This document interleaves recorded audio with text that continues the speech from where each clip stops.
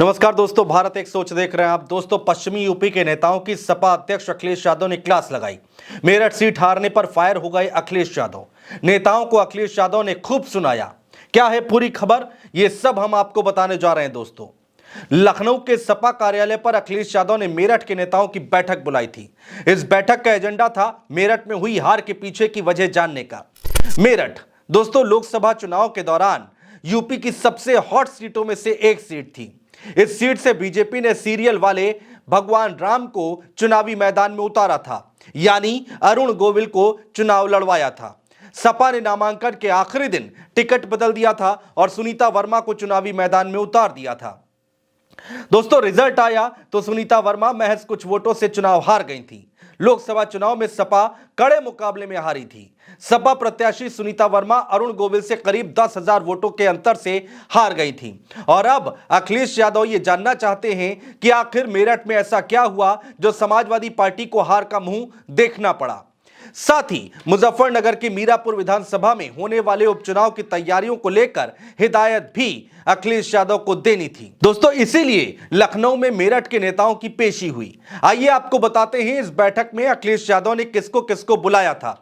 दोस्तों, बैठक में शाहिद मंजूर, अतुल प्रधान, लोकसभा प्रत्याशी सुनीता वर्मा के पति पूर्व विधायक योगेश वर्मा के साथ साथ आदिल चौधरी, राजपाल सिंह, आकिल मुर्तजा, नीरज पाल, अंकित शर्मा, जितेंद्र गुर्जर, मोहम्मद अब्बास, शशिकांत गौतम, सचिन गुर्जर, मेराज महल का और आस मोहम्मद मौजूद थे। दोस्तों, अंदर की खबर यह निकलकर सामने आ रही है कि इस बैठक में जब हार पर बात होनी शुरू हुई तो नेताओं में आपसी घमासान शुरू हो गया।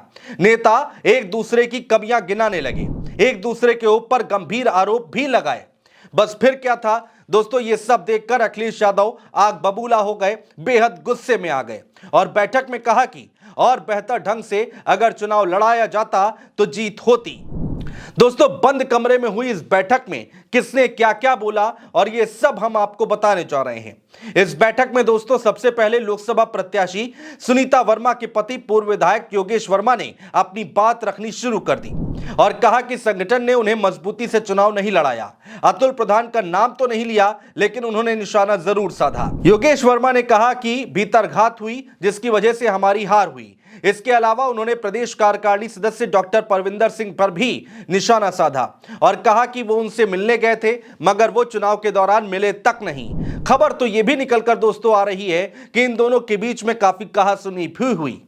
वहीं पूर्व मंत्री प्रभुदयाल वाल्मीकि भी सपा नेताओं के निशाने पर रहे।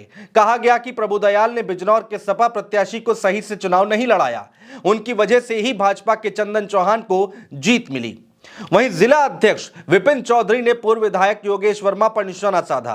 कहा कि प्रत्याशी मजबूती से चुनाव ही नहीं लड़े, जिस तरह से चुनाव में खर्च करना था, लोगों को जोड़ना था, वो भी नहीं किया, यही हार की वजह रही है। दोस्तों, इसके बाद अखिलेश यादव ने बैठक में बोलना शुरू किया और सवाल उठाए। अखिलेश यादव ने शाहिद मंजूर से कहा कि ठौर में कई बूथों पर हार क्यों हुई, यह सवाल उठाया अखिलेश यादव ने।